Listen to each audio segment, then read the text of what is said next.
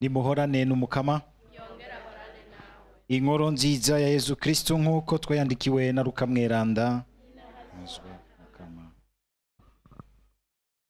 Muri irya minsi Yezu yabariye ishengero ry'abantu ati: iyo mubonye igicu kivuye iburengerazuba muca mugira muti imvura iraje, bikaba bityo. Iyo mubonye umuyaga uturutse mu bumanuko naho mugira muti izuba riza kwaka cane riturire, bikaba bityo. Mwabangushimwe, murazi kwitegereza ibigirwa kw'isi no mu kirere, ariko ko mutitegereza iki gihe turimwo ni kuki? Ni kuki mutazi kugenzura ubwanyu nyene ibiroranye? Nkako niwajana ku mushinga ntahe n'ukwanka mugifatanije akayira, urashishikara gusubira hamwe nawe kugira ngo ntahave akujana ku mucamanza nawe agushire mu ntahe, kandi bahave baguta mw'ibohero. N'ivy'ukuri ndabikubwiye, nisenge utayishuye ntuzovayo. Dushimagize iyi nkuru nziza ya Kristo. Mu gisomwa ca mbere turacari mw'ibaruwa mutumwa Paulo yandikiye abaromani,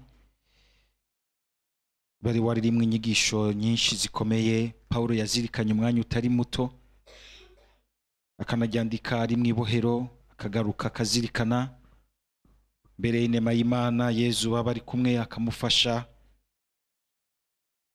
kurimbura no gutahura neza ibiba mu buzima bw'ikiremwa muntu. Uyu munsi turumvise ingene atuyagiye kuri iyo ntambara iba mu muntu, intambara y'iciza n'ikibi, intambara y'umwijima n'umuco, intambara bagira nti y'ubutungane bw'Imana be n'akarenganya ikinyoma ca shetani kitubamwo, intambara atanumwe atiyumvamwo kiretse agomvye kuyirengagiza gusa. Kwirengagiza naho no kwigira ikijuju. Iyo ntambara nta numwe atayumva muri we, ingene umuntu yama yumva ko ashaka gukora iciza, gushika ku ciza, ariko mugabo akisanga ikibi nico camutanze imbere, nico citambamye imbere, nico camwubiriye.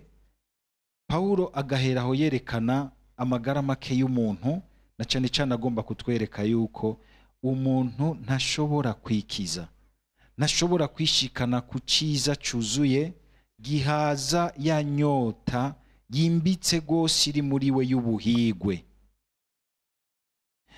Ibi Paulo aratuzirikanisha uyu munsi bihambya bimwe Yezu Kristo igeze kuvuga ati: tutari kumwe ntaco mwoshobora, ntaco mwoshobora. Mwumvise yuko no mu mpera Paulo acagira ati: Imana nini nahazwe kubwa Yezu Kristo umukama wacu, kuko muri Yezu Kristo niho Imana itanga inyishu kuri ico kibazo kiryana umutima, kiryana umutima. Kuko iyo umuntu agarutse akabona ingene iciza camunaniye gushikako kandi yari yacipfuje, akabona ingene ikibi camwubiriye, biraryana umutima, birababaza cane. Mugabo ni vyiza yuko n'igihe umuntu aba ariko arazirikana ku kabi kamushikira, atakazirikana muriko ubwako, akazirikana ahanze amaso Yezu Kristo. Ahandi ho umuntu aca yihebura. Iyo yihebuye naho agwa mu zindi ngorane zibiri. Ngorane ya mbere, ashobora guca agomba kwiyeza agatima, agaca agomba kwiyeza agatima arugira ati: sindi jenyene, abantu nuko tumeze. So guca tuvuga ngo niko tumeze, ngo nimufate ngo je nikomeze, ngo nakundi. Mugabo mu bisanzwe nivyo muri uyo mwanya wa mizuko, ariko siko mu bisanzwe wategerezwa kumera.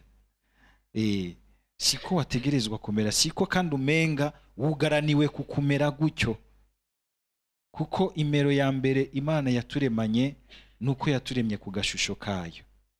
Ivyo ni vyaje vyinjira mu gashusho k'Imana, biraheza birakamugaza, hamwe tuvuga ngo mu gicumuro c'inyanduruko.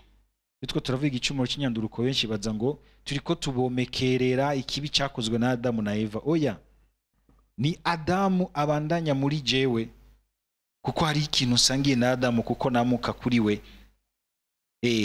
Si ikintu bakomekerera, kuko muraraba, sinzi nibigeze kuvuga ati no mukana gatonya kirimwo. Cyo nevyo genda gute ku mwana ashobora guheza konka ibere ry'umuvyeyi agaca arihekenya akababaza umuvyeyi? Ni kumenga kabigira katabizi, mugabo bikaza mu gute ko ivyo kagira katazi, kubera iki yatoza ivyiza hazi bibi. Fata utwana tubiri tutaraca ubwenge bwinshi, naho tuba tukiri bitambambuga, uduhe amafiriti arimwo mayoneze, urabe ngene duterana umugere. Twabimenyeye he? Ukabona ingene ikibi kira ahantu hashika kure, hashobora gusiga ubwenge na nyene kugikora. Ari naco gituma rero kukiraba utarabira muri Yezu Kristu, hamwe ushobora kugira uti nibisanzwe twese niko tumeze, kandi nta kunde d'ailleurs sijeje nyene, hariho abandi bantu babitumye. Numva abantu hamwe bamwe iyo baje nko kwirega kuvuga uti we waje kwirega canke waje kurega abandi? Pati nje gusaba ikigongwe, mugabo si jewe, abandi nibo bantirimutsa bancumuza. None waje gukora iki? Genda uhamagara abo bandi bari baza kwirega rero. Wewe rero abana banje nibo bancumuza, abo dukorana barantsita, bahamagara bari birega rero. Wewe ni wigira urera. Umugabo umuntu abari ko ari hena kumva na Paulo, mwumvise ko yishiramo, mwumvise ingene yabivutse ngo niko ngo mbona ikishikira iyo nshaka gukora iciza nuko ikibi kimbera hafi. Nawe nyene iyo ntambara yarayibayemwo, naberanda barayibamwo. Ariko kuko niko ndabivuga, ntihagira umuntu aja kugomba kuzirikana ku bibi vyiwe ari wenyene atari kumwe na Yezu. Havamwo ukwishima, akiyeza agatima, akabona umenga nta ngorane, n'ubundi ubuzima niko bumeze, nugukerebuka, kabona umenga mu gukora inabi yakerebutse, akisigura, akisigira ku buhoma. Muramaze kubona umuntu ashaka kwisigira ku buhoma, aca nuka gusumvya, bifuma reka kwisiga.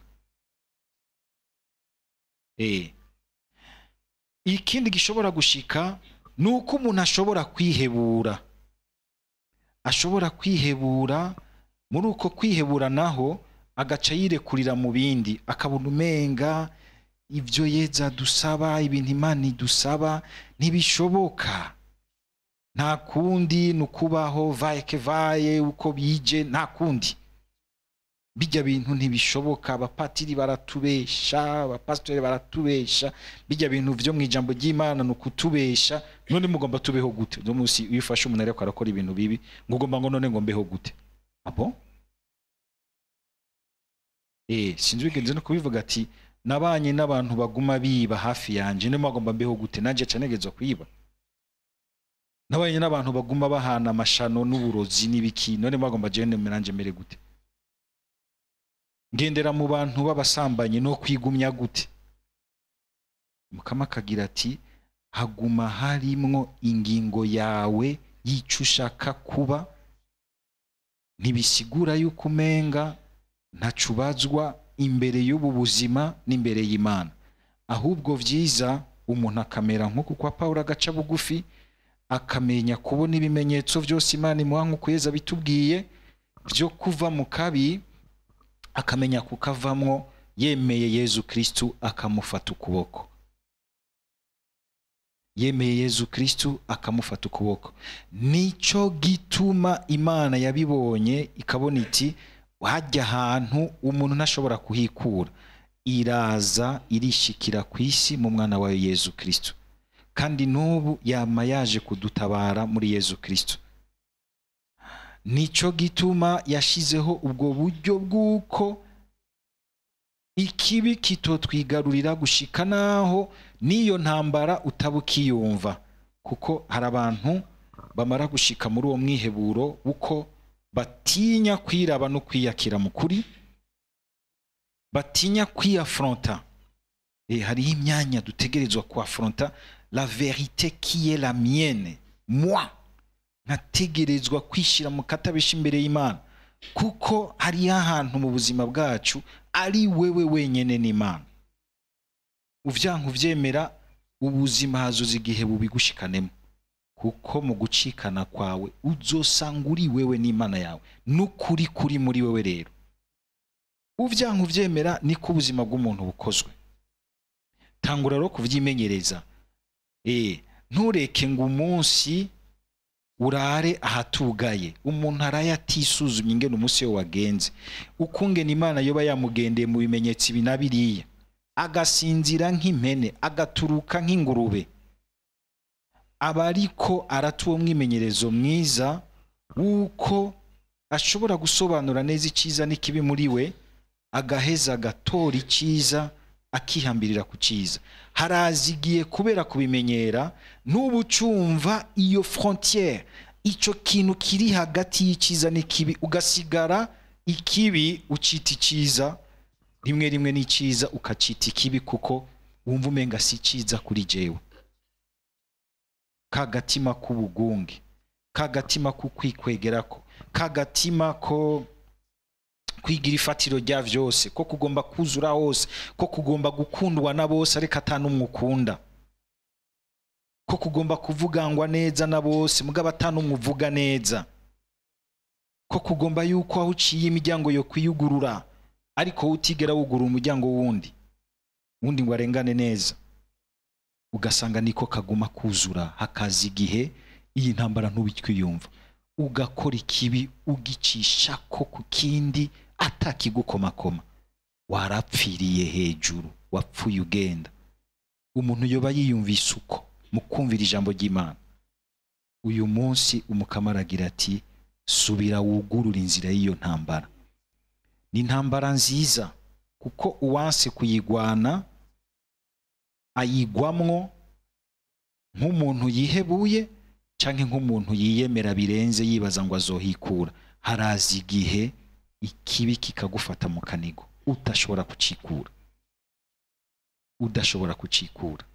Dusaba Umukama kugira ngo mu kwisanga turi abantu b'intege nke bama muri iyo ntambara, twame tumenya kumutabaza, kumusaba inguvu, kumusaba kutunagura, kumusaba kudukomeza n'amajambo yiwe, kuko ahandi ho uko umuntu ubundi ayigwana adaheza ngo agaruka akomezwe n'inema y'Imana, haragera igihe akananirwa, umuntu araruha, umuntu ararambigwa, umuntu akagera igihe agatsindwa, agaheberana, ikibi kikamuherana. Ikibi ntikikaguherane, ahubwo Yezu Kristo yatsinze vyose ku bwawe, yamagutsindira, kuko nawe uciye bugufi ukagira uti ni wewe ntsinzi yanje muri iyi ntambara y'ikibi n'iciza muri ubu buzima. Amen.